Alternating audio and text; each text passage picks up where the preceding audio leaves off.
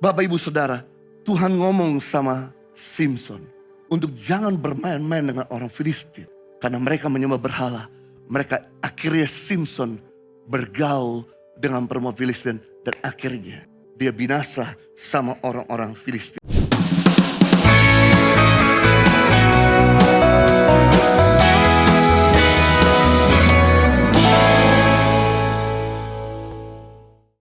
Saya berjukar bahasa dengan tema komunitas yang membawa perubahan. Komunitas yang membawa perubahan bagi diri kita, maupun komunitas yang membawa perubahan bagi yang lain. Manusia adalah makhluk sosial.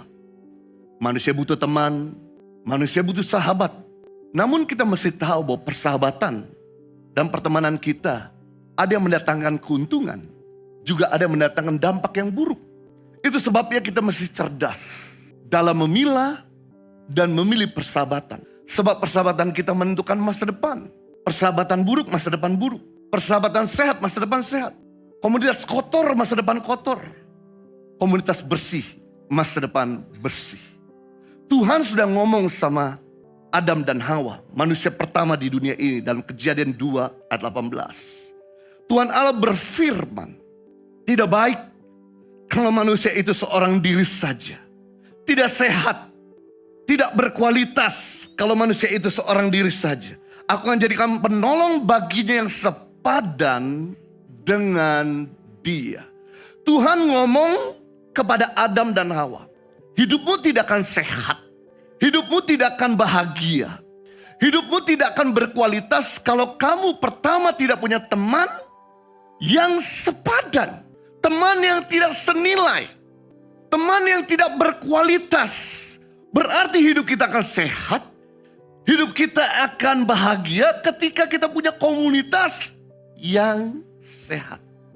Ketika Tuhan ngomong hal ini kepada bangsa Israel, Simson sengaja bergaul dengan perempuan yang tidak sepadan.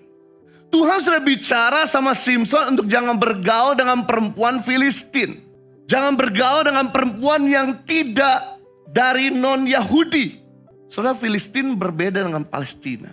Banyak orang berpikir bahwa Filistin itu adalah Palestina. Mari kita lihat di sini, Filistin itu berasal dari Yunani. Amos pasal 9 ayat 7. Bukankah kamu sama seperti orang Ethiopia bagiku? Hai orang-orang Israel, demikianlah firman Tuhan. Bukankah aku telah menuntun orang Israel keluar dari Mesir, orang Filistin dari Kaftor. Kaftor mana saudara? Kaftor itu Yunani. Orang Aram dari Kir. Kalau Anda lihat di peta di depan ini, di mana Kaftor itu adalah pulau yang namanya Kreta. Pulau Kreta adalah pulau Kaftor, di mana orang-orang Filistin tinggal di pulau Kreta ini, di pulau Kaftor ini. Lalu kemudian mereka menyeberang dan tinggal di Gaza. Dan mereka mulai menguasai di daerah tanah Palestina. Waktu itu belum Palestina, masih Yudea. Tapi harusnya Simson punya tujuan membinasakan, membantai, membersihkan orang-orang Filistin. Gara-gara Simson bergaul dengan perempuan Filistin, berpacaran dengan perempuan Filistin, akhirnya Simson mati bunuh diri di tengah-tengah orang-orang Filistin. Barulah Daud yang memunahkan orang-orang Filistin dari daerah Gaza dan daerah Yudea. Lalu Pak, kenapa ada kata Palestina? Kata Palestina muncul di tahun 138 sesudah Masehi.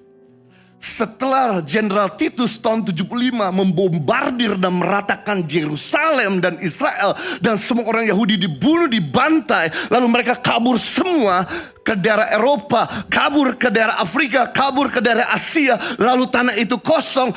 Kaisar Roma memberikan nama ganti dari Yudea menjadi Palestina. Sejak itu tanah itu kosong, tidak lagi ada penduduknya. Lalu tahun 368 orang-orang Arab dari sekitar tanah Palestina mulai masuk ke sana dan mulai menguasai tanah itu. Itulah sejarah kenapa Palestina banyak orang Arab, karena orang Yahudi awalnya mereka semua menentang Yesus. Mereka semua membunuh Yesus sampai mereka berkata, tanggungan darah kami, biarlah kami binasa, biarlah orang itu mati disalibkan. Sejak itulah Lalu kemudian tanah itu diratakan oleh Jenderal Titus. Sejarah kenapa Palestina sekarang ini berada. Nah, Bapak Ibu Saudara, Tuhan ngomong sama Simson untuk jangan bermain-main dengan orang Filistin. Karena mereka menyembah berhala. Mereka akhirnya Simson bergaul dengan perempuan Filistin. Dan akhirnya dia binasa sama orang-orang Filistin. Ibadah Impact Community Indonesia menjadi 5 sesi. Ibadah jam 8 pagi, jam 10, jam 12 siang, jam 3 sore, dan jam 5 sore. Seluruh ibadah berlangsung on-site di Mall of Indonesia, lantai P3, Kelapa Gading, Jakarta Utara. Bagi jemaat yang ingin mengikuti secara online, ibadah live streaming dapat diikuti pada pukul 10 pagi waktu Indonesia Barat di YouTube Impact Community Indonesia.